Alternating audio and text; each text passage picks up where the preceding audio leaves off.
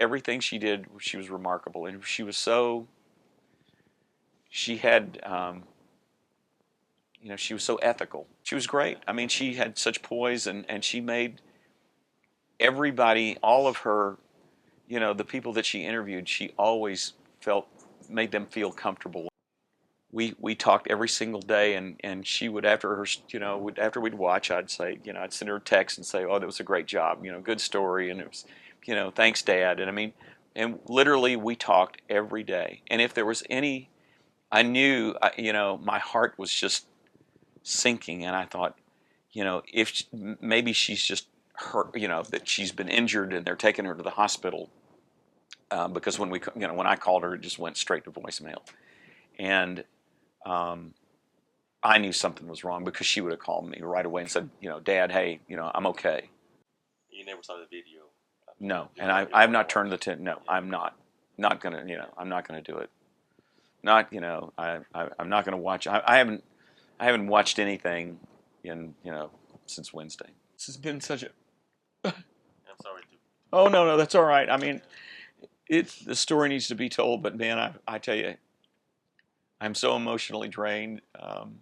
This is actually the best interview that I've done so far because it's you It's hard to keep a straight face. No, yeah. I can imagine. Yeah. This story has got to be ongoing, and it's got to be on the front burner. My life has been ruined, but if anything can come out of this, this mission will be my life's work from here on. And I'm not gonna, as somebody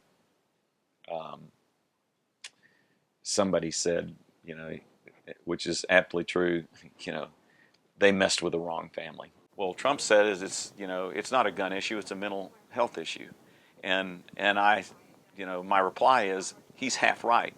It is a mental health issue.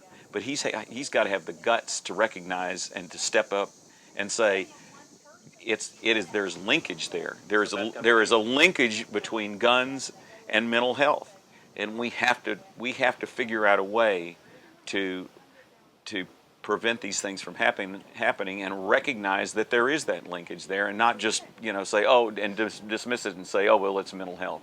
The tired argument is guns don't kill people. People kill people. It's the people, not the guns.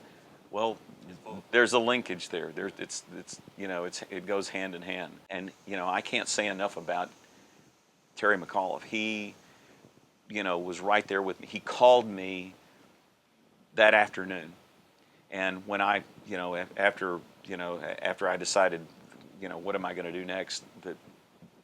And it was almost, it was very prescient that when he called, because I'm going, I'm grieving beyond belief. I don't know what to, you're beside yourself.